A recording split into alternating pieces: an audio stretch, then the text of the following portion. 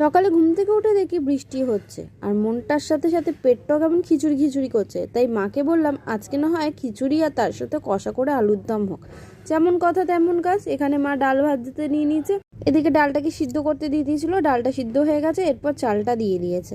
খিচুড়ি তো মোটামুটি আমাদের এদিকে হয়েই এসছে, এবারে কষা করে আলুর দমও করতে হবে। এদিকে আলুটাকেও ভাজতে নিয়ে নিচ্ছে। শুধু খিচুড়ি আর আলুর দম হলে হবে? তার সঙ্গে অন্য কিছু হবে না? ডিম ভাজা তো ভাবছিলাম, বাট ডিম ভাজা সেদিন খাইনি। তবে খিচুড়ির সাথে মাছ ভাজা ডিম ভাজা দুটোই খুব ভালো যায়। আমার তো মাছ ভাজা ডিম ভাজা দিয়ে দারুণ লাগে খেতে। তোমাদেরও কি তাই লাগে?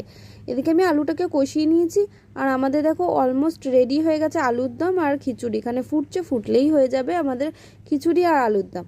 তারপর মা বললো শুধু খিচুড়ি আলুর দম করবো, চলো একটুখানি আলু কেটে নিই, আলু কেটে এইভাবে বেসনে চুবিয়ে একটু ভেজে নিই।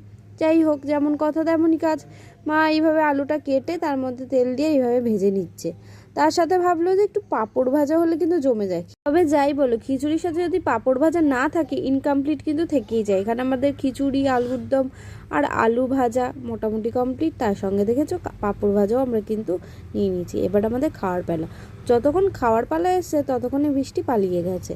বলে কিছু তো করার নেই, খিচুড়ি আমাদের লাঞ্চে হয়ে গেছে। তবে লাঞ্চে এবার আমরা বসে পড়েছি। লাঞ্চে দিয়েছিল খিচুড়ি, তার সঙ্গে আলুর দম, আর তার সঙ্গে ছিল পাঁপড় ভাজা। আমি তো জমিয়ে লাঞ্চটা করেছিলাম। তোমরাও কি বৃষ্টি হলেই ভাবো যে একটু খিচুড়ি হলে জমে যেত? তাহলে আমাকে কমেন্ট করে জানাতে পারতো। এছাড়াও তোমরা খিচুড়ির সাথে কে কী রকম তরকারি বা কে কী খেতে ভালোবাসো সেটাও আমাকে জানাতে পারো। যেই বলো, বৃষ্টি প্লাস খিচুড়ি এটা হচ্ছে মানুষের ভালোবাসা। যাই হোক, ব্লগটা যদি ভালো লেগে থাকে করতে হবে সেটা তো জানোই। দেখা হবে আবার নেক্সট ব্লগে। Thanks for watching.